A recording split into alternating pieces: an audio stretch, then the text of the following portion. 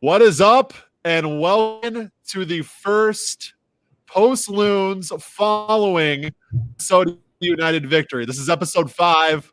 We've been 0-4 to start, and finally we get Wonderwall and we get a Minnesota United win to talk about. Joining me to break it all down is Alex McCracken at Up the Loons on Twitter. He is from the Dummy Run podcast. Alex, how you doing, man? Thanks for joining me.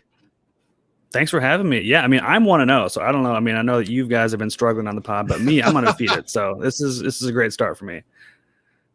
Hey, Alex, clear your schedule, man, for the rest of the season, because I'll they do it keep for, winning. We're going to keep having you back on. Yeah, for sure. The Loons, exactly.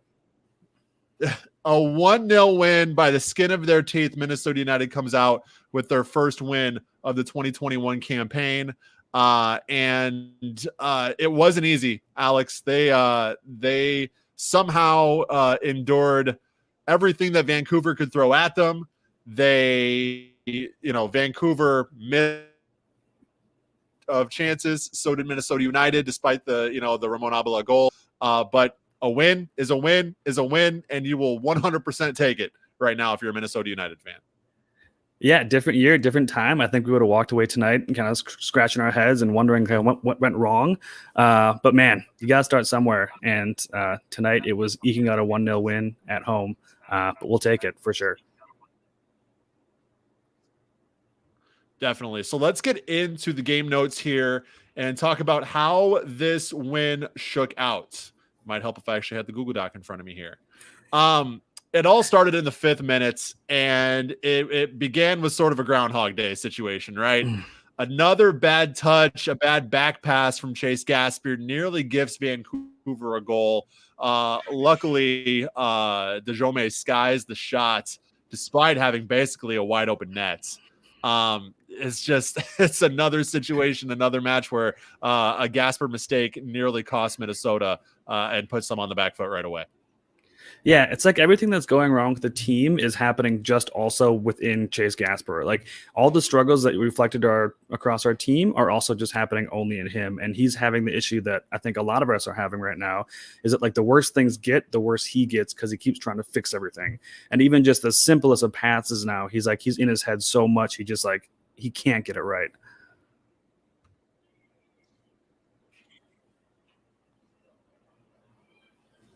Yeah, and it's become one of those things where it's a complete confidence thing, right? We know Gasper has the ability to be a quality left back in this league. We have seen it. He's just in one of those ruts right now where I don't know if it's overthinking it. I don't know if it's doubting his own ability, combination of all of it. But, that's definitely something that's going to have to be tightened up. He has had his fair share of good moments in this season, too. Some excellent crosses, some good stuff in the attacking third specifically.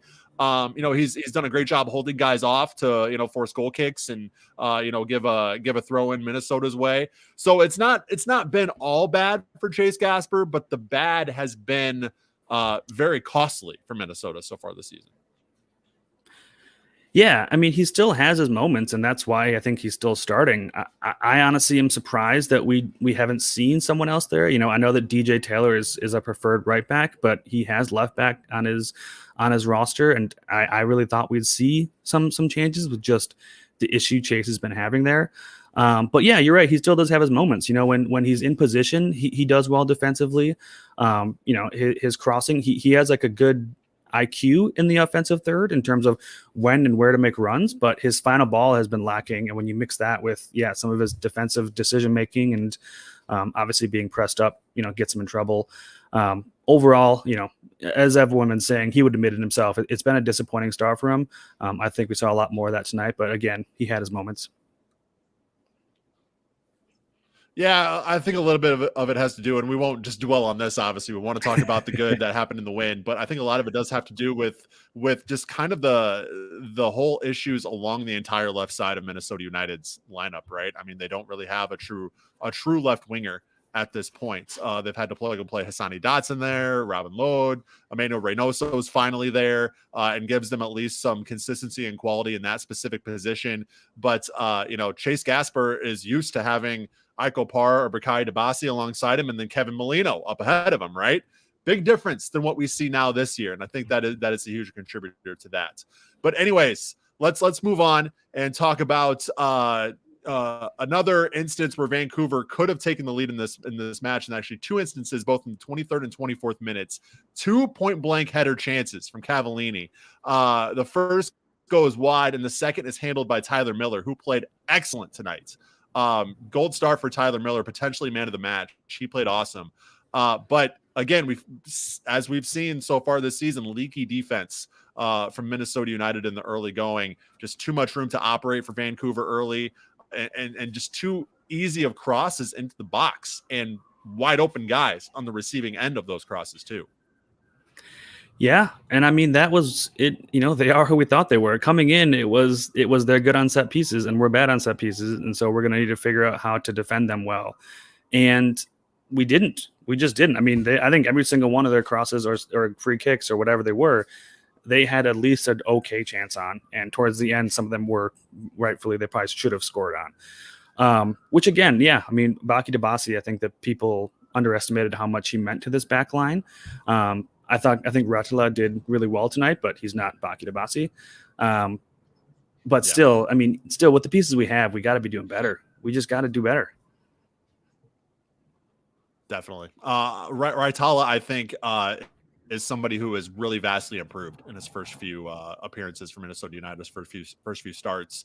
And tonight, again, not the quality of a former Ligue defender, not the quality of, but again, he has done everything that Minnesota United has asked him to do, and he showed that once again tonight. So I just wanted to give him a shout out. But in the 34th minute, I have to say the first half hour was very, very concerning, especially when you factor in the final 45 minutes against Colorado. Mm-hmm. That was a 75-minute stretch where you're just left underwhelmed, scratching your head, like who is this team, right? The whole season had been a dud up to that point, but that 75-minute stretch, second half to Colorado, first 30 minutes here, oof, that's not just 2018 Minnesota United vibes, that's 2017 Minnesota United vibes that you were getting from that.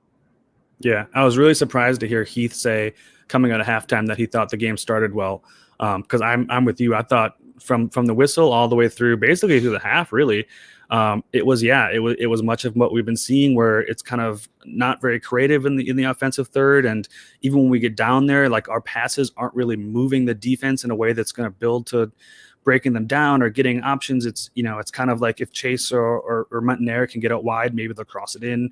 Otherwise, it's kind of like Reynoso or Lude dancing around the 18.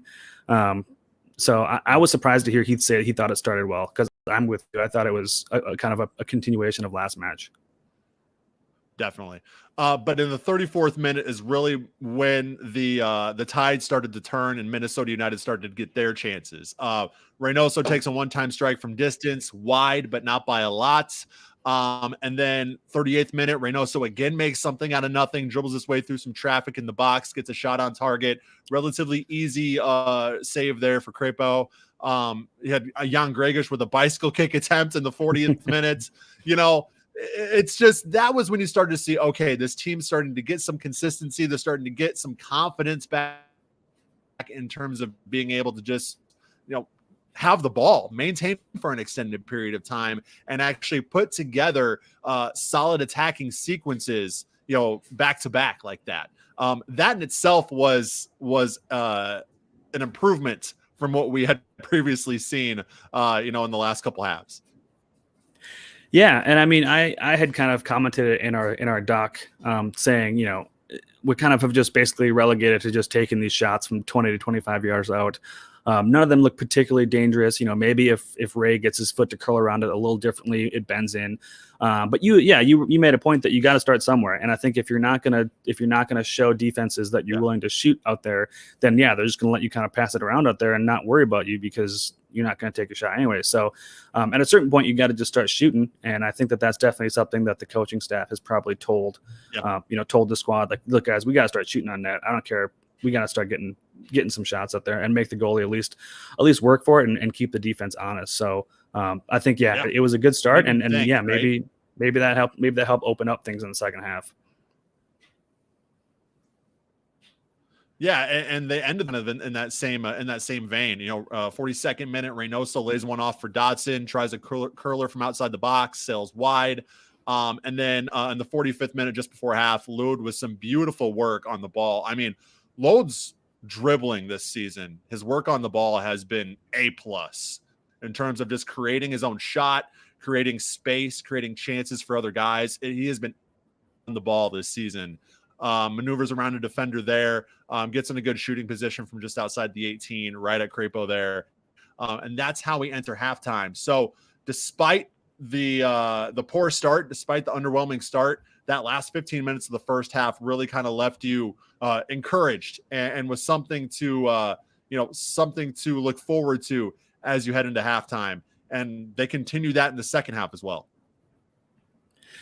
Yeah, I think Lod, I don't know why Lod doesn't get more credit if it just isn't quite as flashy. It's a little more understated than some of the things we see other players do, but his control of the ball and the way he makes space and, beats a guy, which opens things up, is, something that I think you can't say enough about. And to finish off the half that way and go into halftime, honestly, for me, going into halftime, 0-0 felt like a win just because I felt so nervous that first half. So, coming out the second half, 0-0, I thought that was great. I thought the half we started again a little on our heels, and they kind of came out swinging.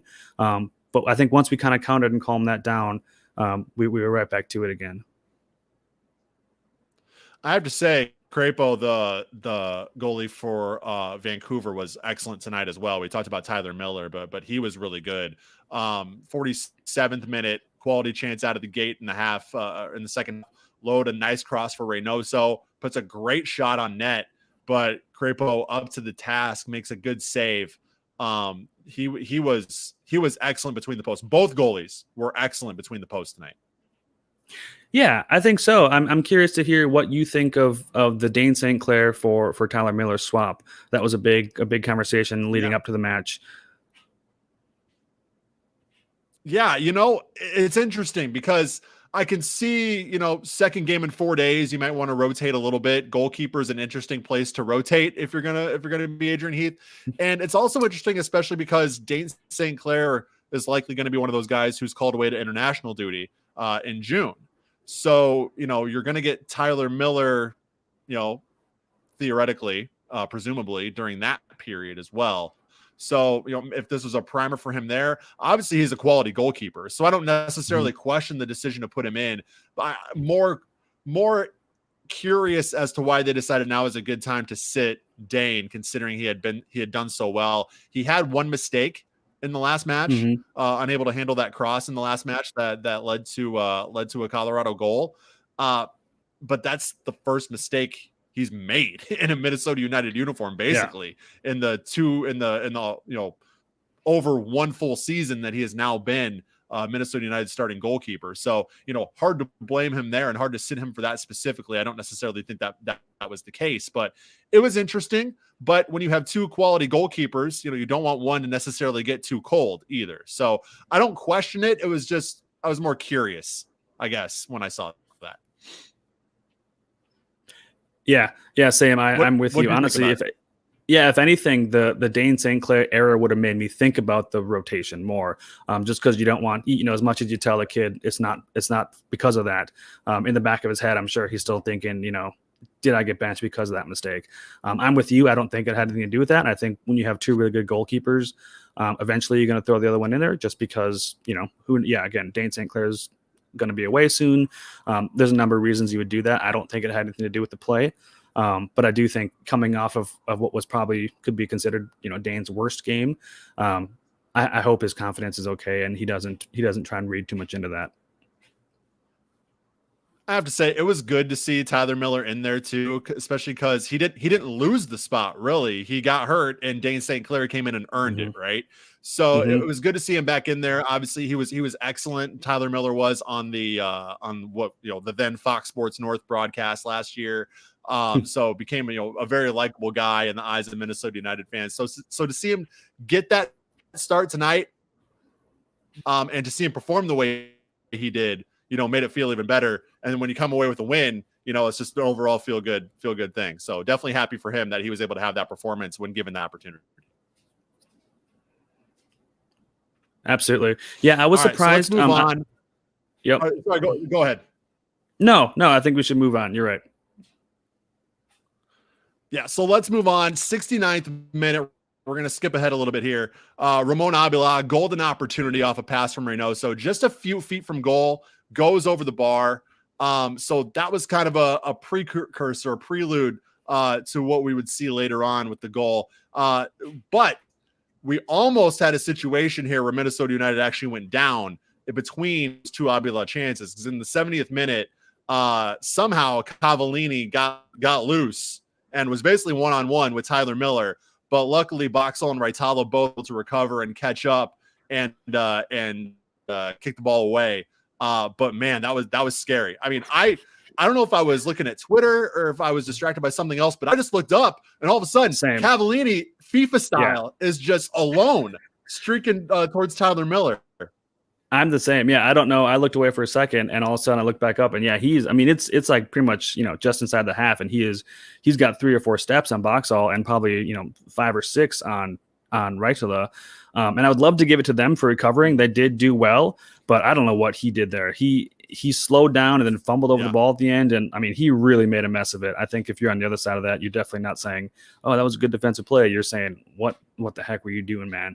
That probably should have been one. Exactly. Yeah, it should have, and luckily it wasn't. And even luckier, or I guess not even luckier, but 2 minutes later, in the 72nd minute, we get the goal. We get the goal. Took the pressure off a little bit. Let every Minnesota United fan kind of exhale. Ramon Avila, the number 9, on the receiving end of a beautiful cross from Robin Lode. I mean, Lode played excellent tonight. He was so great creating chances, like we talked about with the dribbling, creating his own shot, and then the just gorgeous cross to Avila, heads, and on the back of the net, his first MLS goal, much needed goal for Minnesota. I would really like to see how long it has been since a pure striker has scored a goal for Minnesota United. I would imagine it would have to be probably Mason Toye, right? I mean, yeah, Kai Kamara got the one off of a penalty kick, so I don't know if you even want to count that. And then you're correct. Yeah, it would be Kai Kamara with the penalty kick, and then before that, it would be Amaria had a hot start to the year before everything broke down, and he looked like he was going to be the real deal. He'll always be my kind of what if player, but yeah, I mean, Avila, I mean, he was exactly what the game was missing. Even before that, going into halftime, I had this feeling like if we can get to when Ramon Avila comes in 0-0, I think we have a really good chance, because we need someone who can make that movement up front and find the space and get on the end of those crosses. I love Robin Lod. Obviously, I'm with you. I think he's probably the player of the match for me. But when it's him and Dotson trying to create space or find space for Reynoso's cross or Gasper's cross, they're just not thinking the way that it's a striker, a true number 9 does. They don't, they're not looking little faint runs off the back shoulder or holding up or pressing. And when you watch, when Avila comes into the match, he just immediately starts doing that. And yeah, it was the 69th minute that was close, and it was the same thing. And then in the 72nd minute, he's looking at Lod, who's kind of further away. And as soon as Lod makes a movement that he's going to cross, Avila takes a beeline for the back post, and by the time the ball gets there, he's all alone. And that's the movement that you get with a number 9 like that.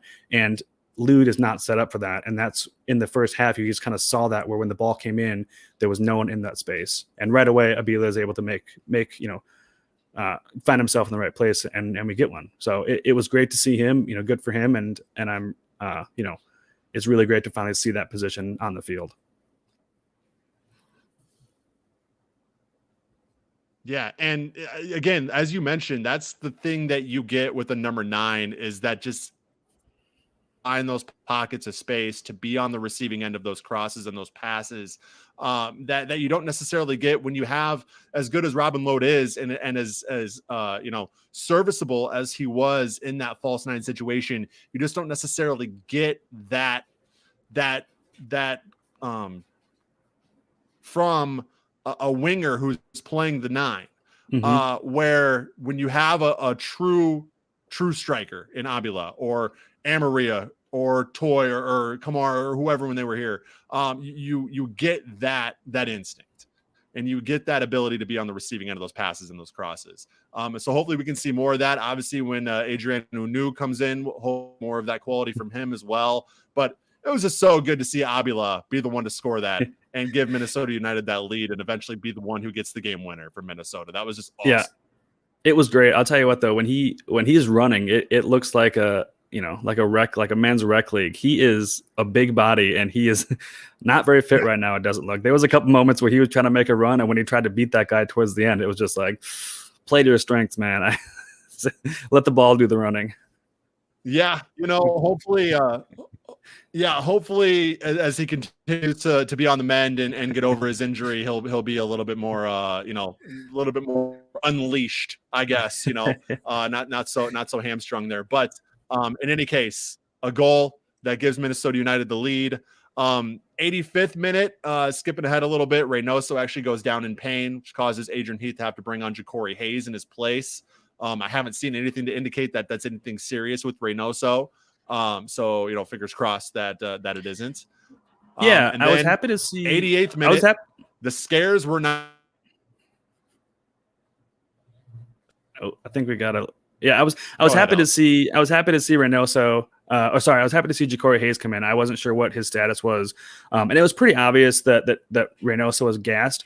I think he's doing a lot more running than we would like him to, but just given the state of our team right now, I think that's kind of where we're at. And I almost wonder if it wasn't something they talked about at half, where Ray was just going to go down and kind of clutch his ankle when he was ready to come out. He's been kind of fighting that tightness, but I think this was more of just like, all right, I'm done. He made one final big run.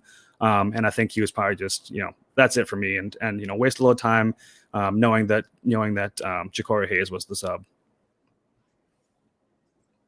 Yeah. And I think, like I said, it was good seeing Ja'Cory Hayes get in there. I'm not sure why he hasn't, been called upon a little bit more so far in the season. He was great last year for Minnesota. So it was good to see him on, and hopefully we can just see more of Reynoso. Hopefully it's nothing too major moving forward for him. But moving on to the 88th minute now, the scares weren't over yet for Vancouver. The pressure was not let up just because they went down 1-0, nearly equalized off a free kick. Somehow, I believe it was Nowitzki for Vancouver misses a wide open goal after a header off the free kick falls right at his feet. That was just one of the that should have been an equalizer. I mean, we talked about. I feel like this is like the fourth or fifth time that we talked about. Oh, that should have been a Vancouver goal. That should have been a Vancouver goal. But just looking at that, as soon as I saw the header fall to his feet, I was like, "That's it. That's a goal." Yeah. And luckily, it went over the bar. It was one of those nights for Vancouver. If you're a Whitecaps fan, you got to just be like, "What the heck? How did we not get one on the board?" But luckily they did it, and that was really kind of the last gasp there for Vancouver. Oh, I watched the whole last probably 20 minutes of this match standing up, and that came down. Yeah, flashes of Seattle again, and it really the free kick was nothing super threatening. They kind of had two people on it, with the one right-footed that might have been a shot and the left-footed that would have been a cross. And when the right-footer didn't take his shot, no one really did much of anything. And then the left-footed cross came in, and they crashed the back post, and we just didn't. They probably had 4 or 5 guys stand, and not 3 or 2 or 3 guys stand there, and then they crossed it back, and there was just no one there. Again, it's like, all right, we got one, and we're rolling, but come on, guys. We knew this was going to be a thing coming in, and like, you got to do better, especially in the weaning moments. You got to do better.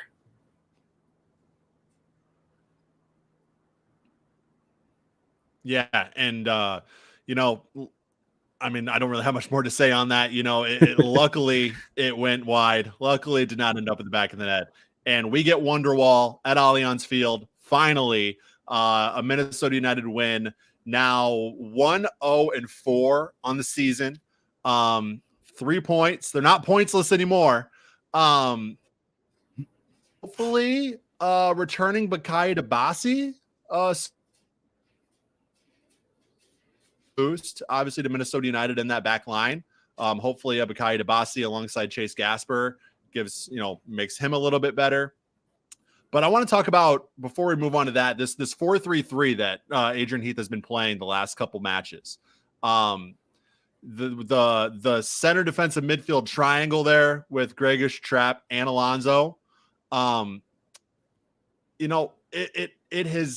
been working. The second half of the Colorado game aside, this has been a formation that, for the most part, has worked really well for Minnesota, given the circumstances. They had arguably their of the year in that first half against Colorado, playing that formation. They went back to it tonight. Obviously, they get the win. Wasn't pretty. What are your thoughts on that 4-3-3 and its feasibility moving forward in the season for Minnesota United? Is this something they stick with when they get healthy, or do they move back more to the traditional 4-2-3-1 when they get guys back? Yeah, another interesting thing coming out of the half was he said they actually abandoned the 4-3-3 partway through the first and went back to the 4-3-2-1. And Kendra mentioned that she was surprised to hear that because it didn't really look that way, and I didn't notice it either. But apparently that's what he said. I don't think it's a long-term plan. I think right now it's the best way to get our best 11 on the field. I think that Heath has been building this team for 4-3-2-1. So I think that ultimately, once everyone's healthy, once we get the new guys in, the 4-3-2-1 will be what we use going forward. Unless there's something where, maybe late, you keep on Unu and you bring on Abila, and you do something like that. But I think the 4-3-2-1 is going to be the standard. I think that the biggest thing that's working right now is having Ozzy on the field. Whatever you want to say about what Will Trapp has been doing, Ozzy, I think that as good as I knew he was, I can't believe what him missing has done. And I mean, the dude's never missed a playoff in his MLS career. So if you need someone who's going to get this team back in gear, it's going to be Ozzy Alonso. And he played a full 90 minutes tonight as a 35-year-old. I just turned 30, and I don't think I can make it 15. So, the dude is just all effort. And if anyone's going to turn this around, I think it's got to be him. Yeah. It's got to be, Dotson. Grant and I were talking, and personally, I feel as good as Reynoso and Lude and those guys are, I don't think they have that heart and fire that's really going to, put the team on their back and be shouting and screaming at people. They're kind of more the quiet, get their own job done type. So we need someone to step up and start holding people accountable. And I think when Ozzy is not on the field, there's only so much Boxall can do from the back line. And I think that he is what's making a difference more than the 4-3, the 4-3-3. Especially when your defense is kind of that position group of needs some help, that needs a little bit of a boost, where you don't have a guy like Bakaye Dabasi back there. You need some help, and putting Ozzy Alonso in the central defensive midfield automatically gives you that defensive help. So that I think has been a huge boost, obviously, for Minnesota United. Will Trapp, I think, has been great. It's just his style is so much different. He's not that guy who's going to drop back like Alonso does. He's going to play much further up the field. What he does, but that doesn't necessarily fit with what United needs right now in terms of not having a fully healthy back line and having a little bit of leakiness back there. They need people who are going to drop back and help. And Ozzy Alonso is the guy that does that. Now, with this triangle that they've been playing, though, he's been able to have both those options, kind of best of and Alonso on the field at the same time. But I think moving forward, it'll be interesting to see what Adrian Heath does because is Dabasi's return enough to say, okay, now we can go back to using Alonso more in an as needed situation, offensive assistance that he brings. I know he brings leadership on the field, but in terms of tactically what he brings in terms of his ability to drop back, is that really needed when you have a healthy Bakaye Dabasi back there? I guess time will tell. I guess we'll see. But that to me will be the biggest question, and the biggest curiosity point that I'll have.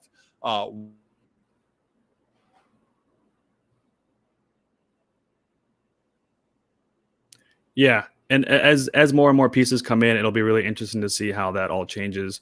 Another one that I think is going to be interesting is as we get pieces coming back and we no longer need Dotson on one of the wings, what becomes of the Dotson Gregush conversation? When he came back from the U23 World Cups, I was probably not leading, but I was in the front of the conversation with everyone saying, don't force Dotson on the field. Jan Gregush has been great. everyone just take a breath. But over these first, whatever, it's been 4 matches now, I think that Dotson has, especially tonight, I mean, that dude ran for 90 minutes, and until the last whistle, he was still the first one to that ball. And that mixed with some underwhelming play from Grey Goose, I think that conversation has gotten much more interesting. At this point, I would have a really hard time saying that Grey Goose is clearly over Dotson, if at all. So as Dabasi comes back, and as some of our wingers come in and things like that, and Dotson kind of isn't needed out there anymore, that's going to be really interesting, because I think you'd be hard pressed to find anyone who thinks he hasn't made a case for himself to be somewhere. All right, before we move on here, just want to let you know that Post Loons is presented by our good friends over at 9th Street Soccer and Coffee. They're going to have Minnesota United watch parties periodically throughout the season, which is pretty cool. So go check out their website, 9thstreetmpls.com, for that. You can RSVP ahead of time if you want to. You can walk up, but they kind of ask that you RSVP just for kind of organizational purposes. Also, if you want to play some soccer, they have that indoor field, which is awesome there. You can book your own field time, so you can kind of have exclusive reign of the pitch. You can sign up for $5 pickup, or just learn more about 9th Street Soccer and Coffee. Again, the website is 9thstreetmpls.com, NINTH.com. Big thanks to 9th Street Soccer and Coffee for sponsoring Post Loons. So some more big picture stuff to look at here. You get the win. You get yourself off of the goose egg. Dallas on Saturday, and then you have a 2-week break. You play RSL on the 29th in kind of a revenge game, and then you have the international break, and you're off till the 19th. So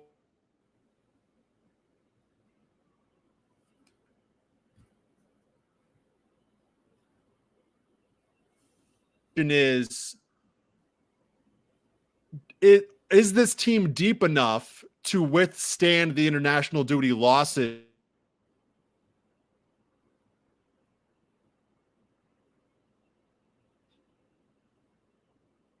that international break hits? Are we at a point where the ditch is too deep, or are we at a point where this team can feasibly get themselves back up despite those losses that they're going to have in? Well, first off, I mean, I think the international break can't come soon enough. And I think, I said before tonight's match, I think we need 7 points going into that. So getting 3 tonight is good. I think you gotta get 3 against Dallas. And if you have to just get the 1 on the road, I think you'll take it. And then I think that then you've made it to a good point, and you can take a minute, you have the break there. And then when those call-ups happen, hopefully we've gotten some of our bigger pieces in. Hopefully Unu is in. Hopefully Fragapani is in. Nico Hansen, I think that once he gets healthy, he will still have something to offer this team, even if Franco comes in. I just think that if we can get there, we'll start to get some pieces back. And I'm actually not as worried about those missing pieces. I'm assuming that's going to be Finley, Raitala, and Jan, right? Wouldn't that be the 3? They said there's gonna be 3 missing. I didn't actually see where it was, but I think all of those, if we have some of our healthy pieces, we can get around. I think maybe Robin. Yeah, I think maybe Robin, Raitala, and Grey Goose, I think are the 3.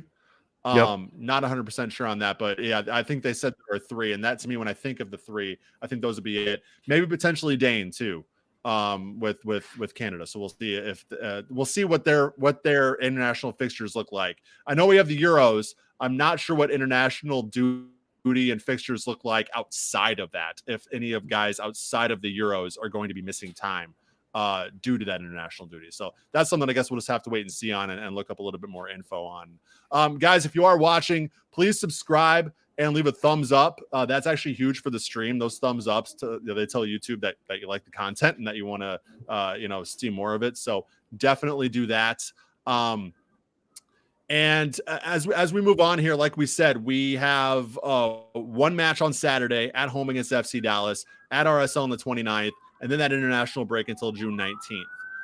And then back at home on June 23rd against Austin.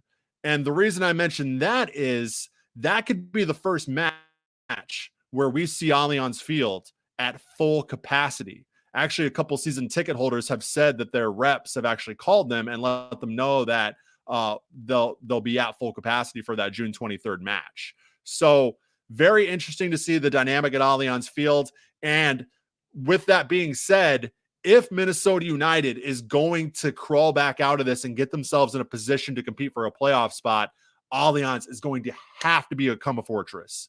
And getting the full Wonderwall and full 19,000 back is going to be, obviously a huge contributor to that as well.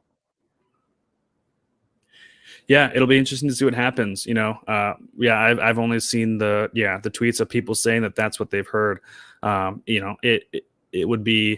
It definitely is a big step in the right direction, and what that looks like, obviously we don't know, but they need something. And tonight was a big step, but it still didn't feel like what it should feel like if we're going to be competitive. So they need something, and if that is the case, that could be a huge mood booster to them, and hopefully kind of get the ball rolling a little bit better. 4,100 is better than nothing for sure. But 19,000, I mean, we've all been there for 19,000 at Allianz Field. It's a totally different environment, totally unique environment. So we'll see if that actually comes to fruition, where June 23rd is that first match at full capacity. But in any case, Minnesota United gets the win. They get that win they needed to get the monkey off their back. No 0-5, no 0-6, no 0-7 that we might have been worried about. They got the one in the win column, and now the key is obviously to keep that momentum going, and it starts with FC Dallas on Saturday night. I'm going to put you on the spot here, Alex. What's the biggest key for Minnesota United to sort of get back on the right track and have this one win become a winning streak? I think we just got to keep building off. We got to get our confidence back. I think that, we've not been playing well, and that's one thing. But then when we started not playing well, we started maybe forcing things or second guessing ourselves or whatever it was. But you can see even just basic passes, we just look hesitant and like we don't want to do it. A lot of our passes, again, like I said, they're just really safe, and so we're not really doing anything to move the defense around. We have to start building off this, and we have to get our confidence back. Obviously, some healthier players will help, but I think the biggest thing is just kind of get some of that swagger back. And every week we get through, we get a little healthier as well. So I think that naturally some of that will just start to come back, but we've got to get that confidence back, and we've got to get some of that swagger back, and we've got to start going into matches thinking that we're going to win them. And that goes all the way up to Heath too. I think Colorado, the second half subs that were made were, so poor. And I think it just goes to kind of scared. I mean, maybe scared is the wrong word, but you're holding on to something. You're trying to not let it go. And so you start making subs, just trying to hold on. And then they just all start backfiring on you. So I think from top to bottom, we got to get that swagger back and got to get that confidence back. And we got to start playing like we're going to be the ones walking our 3 points at the end of the night. Yeah, I mean, there's a reason this team was picked to finish second, third, fourth by a good vast majority of the pundits and of the national media, because this team's good, right? I mean, you look at top to bottom. This takes me back to the whole Hassani Dotson conversation that we had in the offseason about where he would fit in the starting 11. And if you look at the wherever he'd fit in, it's like, man, we already have some dudes in those positions. Like, we already have international guys. We already have MLS All-Stars. We already have quality guys at pretty much every position. Yeah, there have been injuries and there have been losses that we haven't made up for necessarily quite yet, with guys still incoming. But all in all, this is a damn good team, right? And this is, on paper, a top 3, top 4 team in the West. It just comes down to getting that confidence back and start playing like it, right? And that's if Minnesota United can do that and get back on the right track, or at least kind of get that confidence back on the right track, the results will follow, right? An MLS season is a marathon, not a sprint. You put yourself in quite the hole, and it's going to take a huge, huge effort to get out of that hole. It's not impossible, but I think from my vantage point, I don't know if I'm necessarily seeing like playoffs as a goal anymore.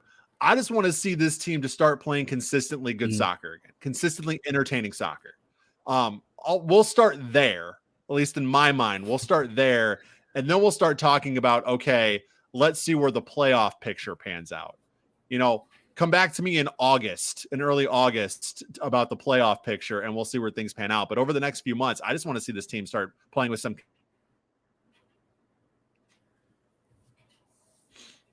Yeah, I think that's got to be the first goal, right? We got to start getting there, one step at a time, baby steps. Don't look at the end goal. Got to start playing better. Got to start seeing better decisions with in-game tactics. I still think the playoffs should be the bare minimum, and I think that really, as bad as things are, the other teams are really kind of helping us out. I mean, when you look at the table, Portland, above us is Portland and LAFC in 12th and 11th. No one, again, when you talk about preseason expectations, no one had them. Everyone had us in the top 3 positions. So there's teams who are losing around us who I think as the season goes on, everyone's going to start to get that right again, and we'll start climbing. And teams like San Jose, Houston, those teams will start to drop. I think they've done great things. RSL is another one. They've done great things so far, but the table will kind of make more sense by the end of the year. And I think that we can kind of ride that wave as those teams who are on the top of the table start dropping points. But again, the first step, one step at a time, just start playing better soccer. It's not anything more complicated than that. We're a good team. This isn't 17-18 or where we need some kind of, no miracle is going to start like fixing our defense. There's no big fundamental issues. It's just poor play and a lack of confidence. And that's something that just has to, one game at a time, little by little, start making our way back to where we know it can be. We got a couple comments trickling in. Just a reminder, if you do have a comment, question, anything you want to say on the stream, feel free to drop it, and we will bring it up on the stream. Got to bring one up here, Alex. Grant says he loves the decor. Is that your house? This is our apartment. Yeah, we're in Northeast. It's kind of like the industrial style apartment. Super cute looking. Okay. It's very small. We both work from home now, and it doesn't work. Fair enough. Yeah, I've been there. Early in the pandemic, I was in a 2-bedroom townhouse with my fiance, and we were both working from home, and it was not a great situation. We've upgraded since then in a much more spacious environment now, but definitely do not miss the townhouse work from home lifestyle. That's for sure. Like I said, if you got a comment, question, whatever, drop it in the chat, and we will read it. But now we got to get to our award-winning segment. It's Tweets of the Night. And Alex, I think you will recognize this first one. Let's see if it'll come up. Oh, yep. There you go. Wancho, man. Okay, now, Alex, I need you to sing this for me here. Can you sing this for me? I know better than to try and do a chant for anyone live. I don't know if you've seen the video that's circulating of the Cincinnati fans who try to do a chant into a camera. It never ends well. As a general rule, do not ever try and do a chant on the spot into a camera. It's only going to go poorly for you. If you want to look up the lyrics, look up it was Bruno Fernandez's chant when he was at Everton, I think.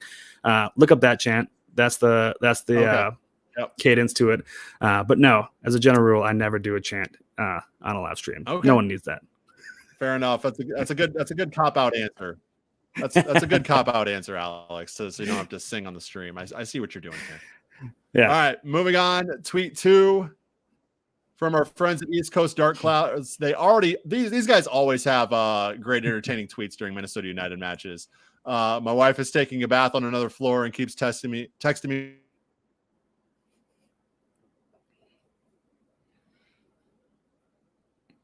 Great match. Not seeing McMaster or Weah on the pitch after they impressed in their initial appearances. Adrian Heath did have a quote that was not very well received in the midweek media availability, where he basically said that he thinks this is a time for more experienced players. Obviously, the result tonight is hard to argue with, but these are two guys who did look impressive in their first appearances. So it's interesting why they haven't seen the pitch in the last couple matches. Yeah, yeah, I'm not happy with Heath right now. I think again his Colorado subs were just atrocious, and shows that he has to really get better at his in-game tactics, and he has to quit being so stubborn and his doghouse and all these relationship things he has with his players. But on this one, I do kind of agree. I think that what we saw from Weah especially was great, but deep breaths. It was 10, 15 minutes. I think that if we're going to be better, we got to start getting the first team guys going, and tossing in some young kids who looked good for 10 minutes at the end of a home match isn't necessarily going to be a good step in the right direction. I think they should see some playing time, especially McMaster. I think McMaster has made a really good case for himself on the left wing, but especially tonight, I don't know that McMaster in for Dotson, that would not have been the right choice. Dotson was a killer all game. And then obviously you're going to put Hayes in for Reynoso. And the only other thing is like maybe McMaster in for Lude, but again, he still looks strong. And if anything, it's probably going to be Finley for Lude. So at a certain point, there just is also, you're not going to just force it because it seems like you want to get him in there. So I think they're great. I think we have a lot of games to come, and I'm excited to see where they go. I'm not chomping at the bit to have to start them, start seeing them start games or getting 30 minutes here and there. It'll come. All right, last one for tweets of the night. This made me laugh, and this could go for both teams. From Billy Madison, Happy Gilmore. Is that goal regulation size or what?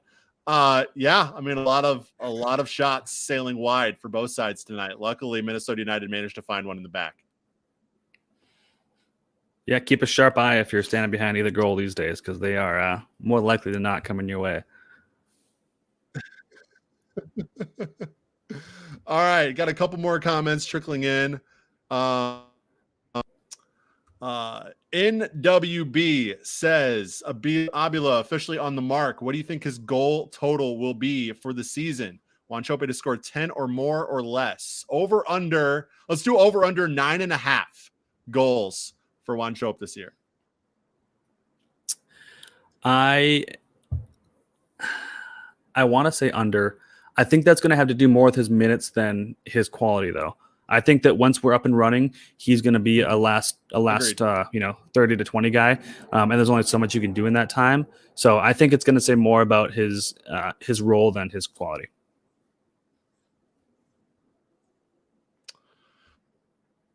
I think once you get Adrian Unu in, I think it'll be interesting to see what Adrian Heath does. Presumably Unu would be the odds-on starter, top of the depth chart at the number 9 position. But it's hard to keep a guy like Ramon Abila on the bench for a long time, right? And so I've seen people, talking on Twitter, like, is this time for a 2-striker setup where you have both filled at the same time, which is super interesting to think about. I don't know. But, if Abila gets consistent minutes, I could definitely see him getting over 9.5. But I'm kind of with you, Alex, where, once Unu comes in and he's the starting number 9, it's just going to be hard for Abila to see the pitch time that's going to be able to get him to that double-digit goal total. He's going to have, I don't know when Unu is available. I think Cal Williams said on the Colorado broadcast that it might be this Saturday against Dallas that he would be available. So it'll be interesting to see. If Abila, though, is going to get to that 10 total, he's going to have to rack them up before Unu actually gets settled in. That would be the key for Abila to get to 10. Yeah, I wouldn't put it past him. I think he could do. We saw Wando come in and score 2 goals in whatever it was, 10 minutes. He could do it. He could find a spot for himself and come in against tired legs. But more likely than not, I'm going under on that one. All right, another question. This one from Periscope, from Twitter. Dave Stevens says rotation on Saturday ? Back to 4-2-3-1 like Alex and Heath prefers. 4-3-3 has worked. Abila start. It all depends on who's coming back, right? It all depends on what the health situation is. I think if you have a fully healthy roster, you go for. Just because Dabasi is available for selection does not mean that Adrian Heath is going to throw him in the starting lineup. And I would not actually assume that Dabasi is going You know, it may be a situation where he's on the bench, and then if you have a lead, you throw him on to help you know, help park the bus. That's the phrase I'm looking for. But it just, Dave, it all depends on who is available and who's healthy, what they go with. Alex, you and Grant were talking on the Dummy Run podcast a few weeks in a row about how Adrian Heath was maybe just going with a formation that they planned on going with when they were fully healthy, and just to kind of keep that consistency, maybe it not working with the available players they had. Well, the last two matches, adjustment, and we've seen A, the best half of the season in the first half in Colorado, and B, we see a win tonight. So if the injury situation continues the way it is, there's no reason to divert away from the 4-3-3. But on the other hand, if Dibassi's healthy and ready to start, I think maybe there's a very good argument there for going back to the 4-2-3-1. Yeah, I think, and again, it'd be interesting to see what if he says anything more about the in-game switch to a 4-3-2-1 versus the 4-3-3. I think whatever it is, I think on Saturday we see a similar setup of players on the field to what we saw today. Call it a 4-3-3, call it a 4-3-2-1. I think that's what it's going to be with Lute at the false nine. Dotson's been playing a lot better out on the right with kind of switching sides and that kind of rotation that he can do. And I think that's going to be what we see. I think that Abila, he's not starting not because of any reason other than he's the 60th minute sub. And I think that whether or not we have Unu, I think that Heath has realized that Abila is not the guy that's going to go run around for the full 60 minutes and then get subbed off. He's much better towards the end of the game, like we saw tonight, when there's tired legs and he can come in and make a difference in the weaning hours of the match, not go try and, beat Father Time by running around for that long. At least not yet. Maybe I'm wrong. That's been my belief. Again, I think that tonight with Lude starting at the false nine kind of goes to show that might be kind of what Heath is thinking as well. And I just actually want to clarify something. I just saw Andy Grader tweeted this about 2 minutes ago from the Pioneer Press. The undershirt that Ramon Abila was wearing and that he showed after he scored his goal is dedicated actually to his brother, Gaston, who unfortunately took his. So it was a very heartfelt tribute from Ramon after he scored that goal. That's the picture that was on his undershirt. It was of his brother, who, as we said, unfortunately took his own life last year. So a very touching tribute, and very, very meaningful that he got to do that on the stage, get his goal and be able to in that way. Just very cool. So I wanted to clarify that because I saw Twitter and stuff about what it was on the undershirt. And that's what it was. Yeah, it's interesting. I noticed he was wearing an undershirt the first match, and I was like, oh, that's weird. I don't think I've ever seen anyone wear an undershirt under a soccer jersey. But that's now we know why.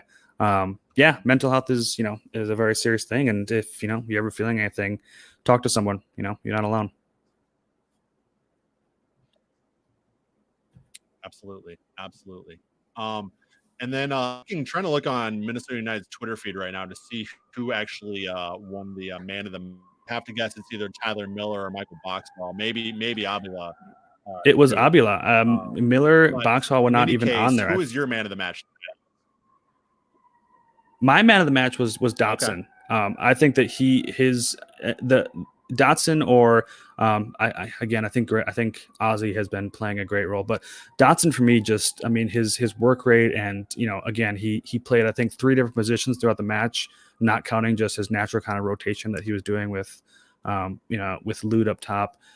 He's just been, if nothing else, he is he's showing that he wants it, and I think that that's something that we need right now. So for me, he had a great match, and I was really happy to see the performance he put in tonight. How about you? NWB says his man of the match is Boxall, and then Dave Stevens said man of the match for him is Robin Lode. I can't argue with Lode, really. We already talked about it, just the chances he was able to create. And again, we've said it already, but his ability on the ball has been just so impressive. Like, it's like an N1 mixtape. Like, it really is. Like,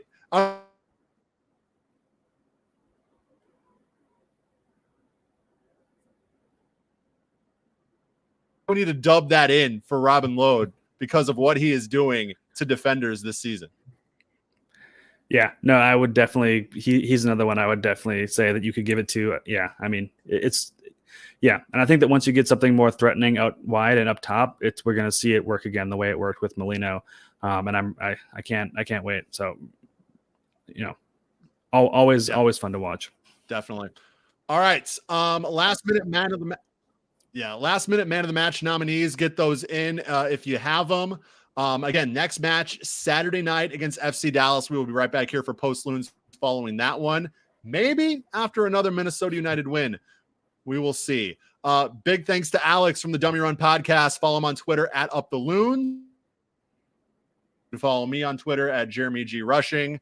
You can follow 10,000 Pitches on Twitter at 10K Pitches on the Twitter feed and on our YouTube channels where you can find Post Loons after every Minnesota United match. Alex, thanks so much for taking the time, man. Any parting words? No, go Loons. Go Loons. Also, thanks to our sponsors, 9th Street Soccer and Coffee. We'll be right back here with you after the match on Saturday. For Alex McCracken, I'm Jeremy Rushing. Thank you so much for tuning in to Post Loons. We'll catch you Saturday.